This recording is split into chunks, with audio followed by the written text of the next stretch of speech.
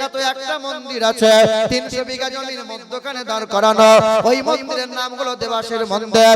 ওই মন্দিরে পূজারী হয়েছিলেন তিনি ডক্টর শিবশক্তি সরোজ্জেনে। বাবার নাম ছিল মহান্তং প্রতং দাসুদাস, মায়ের নাম ছিল ভানুমতি কর, বিবির নাম ছিল শ্রদ্ধা দেবী।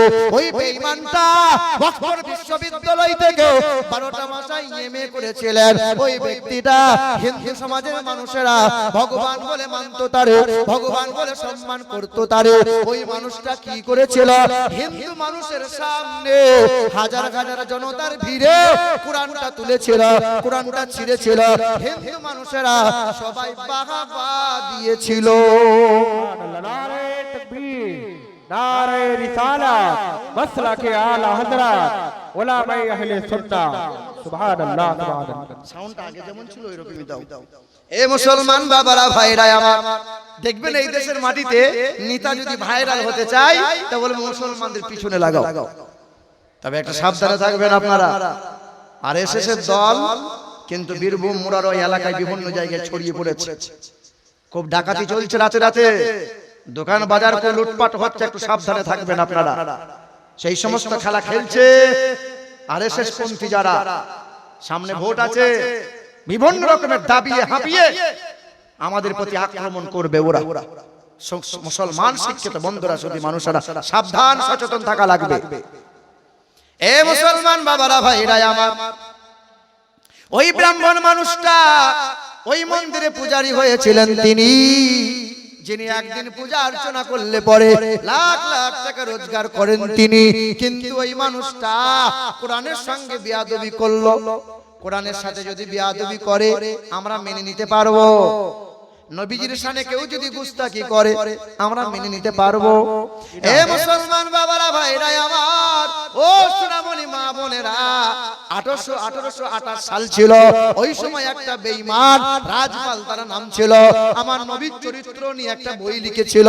বইটার নাম দিয়েছিল রঙ্গিলা রসল। ওই বইয়ের মধ্যে লিখেছিল আমার নবীকে লম্পট বলেছিল, আমার নবীকে চরিত্রহীন বলেছিল।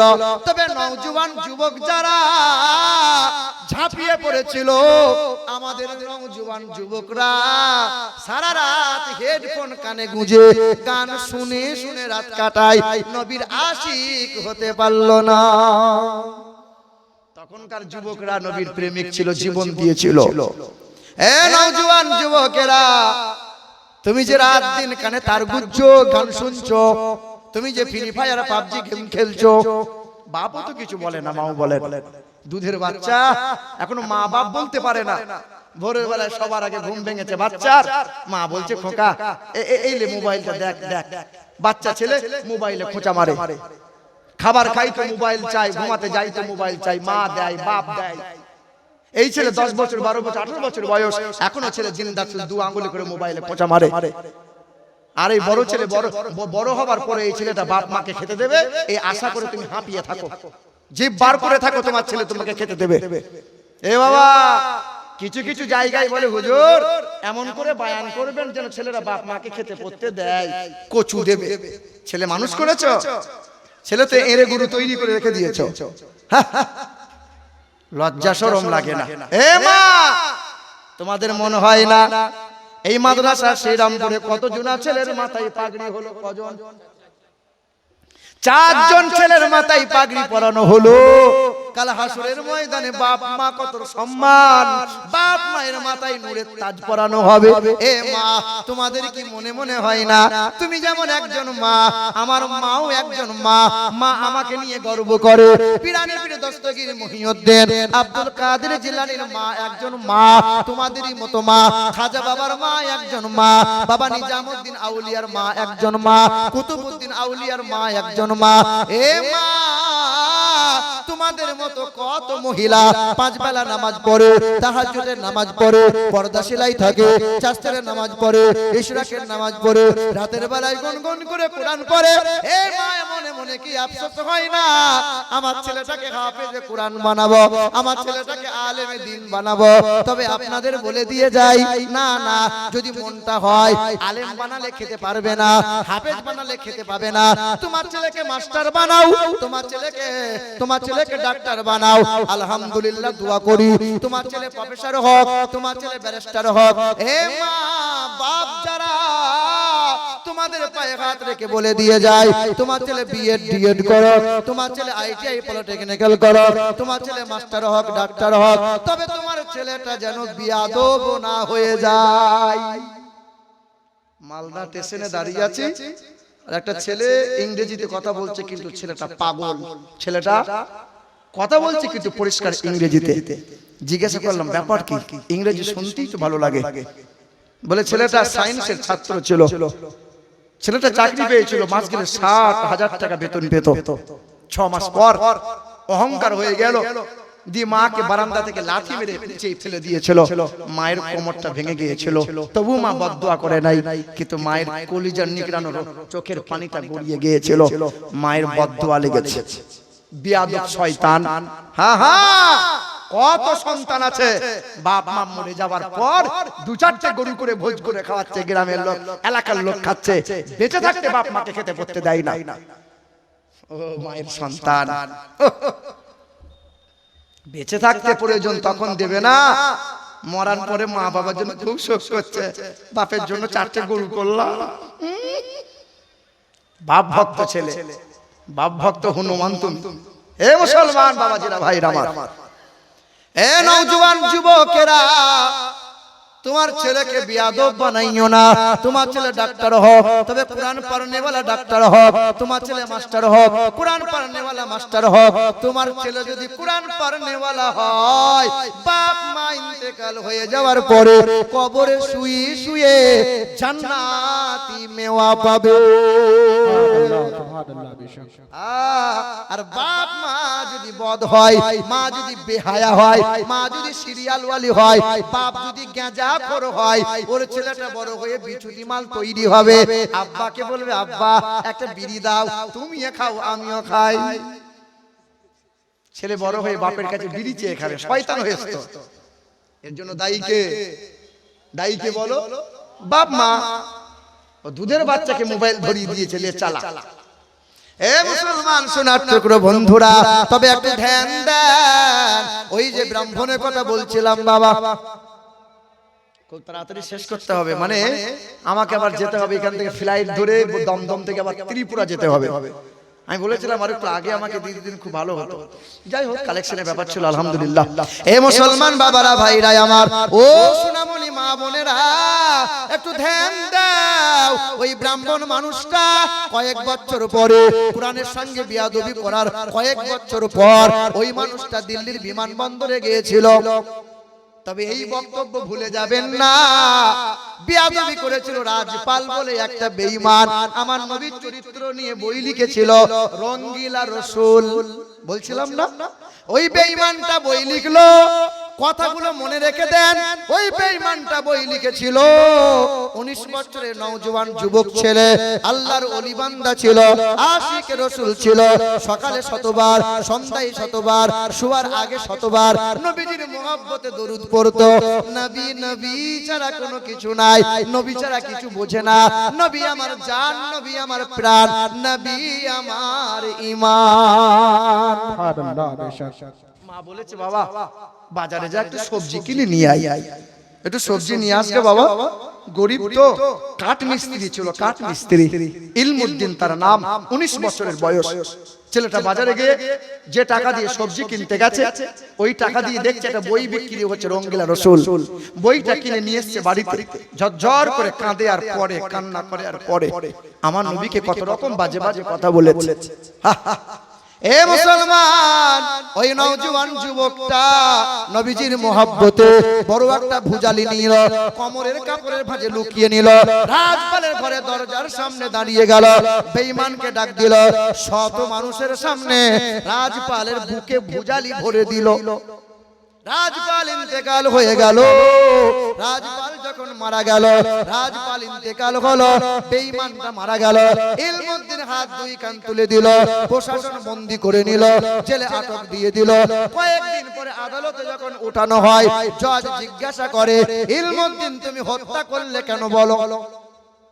ইলমুদ্দিন বলেছিল, নবী আমার জান, নবী আমার প্রাণ, নবী আমার ঈমান, নবীর চরিত্র নিয়ে যে কলম চালাবে পৃথিবীর জমিনে বেঁচে থাকার তার কোনো অধিকার নাই। স্বইচ্ছায় সজ্ঞানে পৃথিবী থেকে জাহান্নামে পাঠিয়েছে। ইলমুদ্দিনের সাহসিকতা দেখে জজ কলম চালিয়ে দিল, মানে ফাঁসির অর্ডার দিয়ে দিল, ইলমুদ্দিনে ফাঁসি হবে। 19 বছরের নওজোয়ান যুবক ছেলেটাকে জিজ্ঞাসা করা হলো, এই ইলমুদ্দিন তোমার শেষ তামান্নাটা কি বলো? ইলমুদ্দিন বলেছিল, শেষ তামান্না একবার দয়ার নবী মায়ার নবীর ওই পবিত্র কালাম, যে কালামটা নবীর উপর অবতীর্ণ হয়, যে কোরআনে নবীর শান শওকতের নবীজির গুণগানের কথা কম বেশি 1200 বার গুণগান হয়েছে, ওই কোরআনটা দাও, কোরআনটা একবার বুকে নিয়ে চুমা দি। নওজোয়ান যুবকটা চুমা দিল, কোরআনটা বুকে নিল, কোরআনটা মায়ের হাতে তুলে দিয়ে ফাঁসির মঞ্চে দাঁড়িয়ে গেল। গলায় মুখে আপনার কালো কাপড়টা পরিয়ে দিল, ইলমুদ্দিনের গলায় দড়িতে ফাঁস দিয়া হলো। জাল্লাদের হাতে সময় হয়ে গেল, দড়িতে টান দিয়ে দিল, ইলমুদ্দিনের চেহারা ঝুলে গেল, ইলমুদ্দিন ইন্তেকাল হয়ে গেল। ইলমুদ্দিন আল্লাহর বান্দাটা পৃথিবী থেকে বিদায় নিয়ে নিল। আল্লাহর মুমিন বান্দারা, আল্লাহর পাকের বান্দারা ছুটে এসে ইলমুদ্দিনের লাশটা নিয়ে গেল। গোসলটা দেয়া হয়, গোসলটা করিয়ে দিল, কাফনটা পরিয়ে দিল, চোখে সুরমা লাগিয়ে দিল, দেহতে খুশবু লাগিয়ে দিল, কপড়টা লাগিয়ে দিল। লাখ লাখ মানুষের জনতা, হাজারো হাজারো মানুষের চোখের পানি বন্যার মতো বয়ে গেল। আল্লামা ইকবাল হায়াতে ছিল, ওই সময় ইলমুদ্দিনে জানাজা হয়ে গেল, ইলমুদ্দিনে কবর হয়ে গেল। মুসলমানরা কান্না করো, চোখের পানি ফেলে। ইলমুদ্দিন আমাদের ঈমানটা বাঁচিয়ে দিয়ে চলে গেল, মুসলমানদের ঈমান বাঁচিয়ে দিয়ে চলে গেল, নবীর শানকে উঁচু করে দিয়ে গেল। ইলমুদ্দিন ইন্তেকাল হয়ে যাওয়ার পর যখন কবরস্থ হয়ে গেল, সবাই বাড়ি চলে গেল। 1 মাস কেটে গেল, 2 মাস পার হয়ে গেল, 3 মাস পার হয়ে গেল। সরকারে অনুমোদন হয়েছিল, পুলিশ প্রশাসন দাঁড়িয়ে গেল, কবরটা খনন করা হবে। 3 মাস পরে যখন কবরটা খনন করা হয়, আল্লামা ওই যে আল্লাহর ওলি ইলমুদ্দিন নওজোয়ান যুবকের চেহারাটা, লাশটা কবর থেকে উঠানো হয়। আল্লাহর কসম করে বলি একবার, আল্লাহর কসম করে বলি 2 বার, আল্লাহর কসম করে বলি 3 বার। আল্লাহর ওলি বান্দা ওই নওজোয়ান যুবকটার কাফনটা তখন ময়লা হয় নাই, 3 মাস পার হয়ে গেছে, লোমগুলো পড়ে যায় নাই, চামড়াগুলো খসে যায় নাই, চুলগুলো পড়ে যায় নাই। আল্লাহর আশিক রাসূল বান্দাটার যেমন চেহারা ছিল আজও তেমন চেহারা রয়ে যায়। সুবহানাল্লাহ, নারে তাকবীর, নারে রিসালাত, মাসলাকে আলা হযরত উলামায়ে আহলে সুন্নাত। সুবহানাল্লাহ। তুমি আমি মারা যাব, পচে যাবে, খসে যাবে, পেট সব ফেপে যাবে, সব হাড় মাংস খসে যাবে। আল্লাহর আশিক রাসূল যারা, নবীর প্রেমিক যারা, যাদের বুকে কোরআন আছে, যাদের বুকে সর্বদাই নবী আছে, না না মরবে না, মরবে না। এই বাবা, তোমার আমার খবর, 6 দিন পরে নখ খসে যাবে, 9 দিন পরে চুল, কবর গাগের সামান নিতে কইরো না কেউ ভুল। কবর জায়গা ভালো নয়, কবর জায়গা ভালো নয়, আমল দিয়ে কবর গৃহ সাজিয়ে নিতে হয়। কবর জায়গা ভালো নয়। 17 দিনে পেটে পেটে শেষ, পোকার খাদ্য হবে, 60 দিন পরে গোশত থাকবে না, কঙ্কাল পড়ে রবে। 17 দিন পেটে পেটে শেষ, পোকার খাদ্য হবে, 60 দিন পরে গোশত থাকবে না, কঙ্কাল পড়ে রবে। 90 দিন হাড়গুলি সব, 90 দিন হাড়গুলি সব আলাদা হয়ে রয়। কবর জায়গা ভালো নয়, কবর জায়গা ভালো নয়, আমল দিয়ে কবর গৃহ সাজিয়ে নিতে হয়। কবর জায়গা ভালো নয়। আল্লাহুম্মা সাল্লি আলা মাওলানা মুহাম্মদ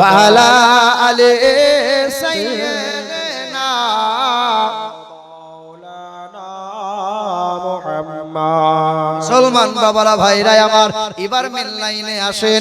ওই যে মামুনের কথা বলছিলাম, ওই ব্রাহ্মণটা কয়েক বছর আগে কোরআনটা ছিঁড়েছিল, বেয়াদবি করলো। ইদিল্লু বিহি কাসীরা ওয়া ইয়াহদি বিহি কাসীরা। কোরআন পড়ে কেউ মুমিন হলো, ওলি হলো, আবার কোরআনের সঙ্গে বেয়াদবি করে কত বেঈমান ধ্বংস হয়েছে।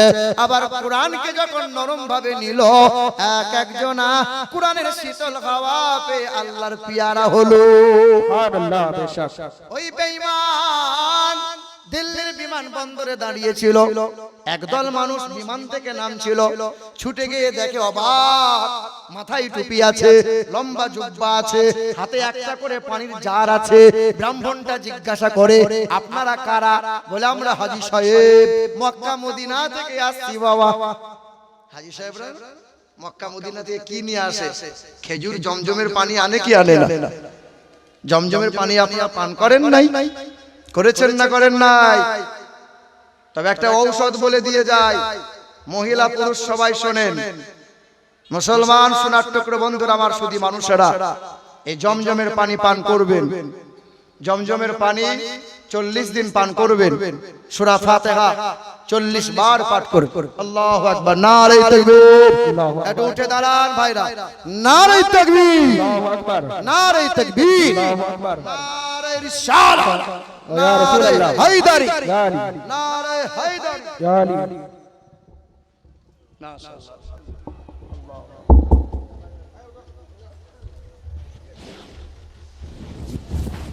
ঠিক আছে, আলহামদুলিল্লাহ, মাশাআল্লাহ, ওয়ালাইকুম আসসালাম।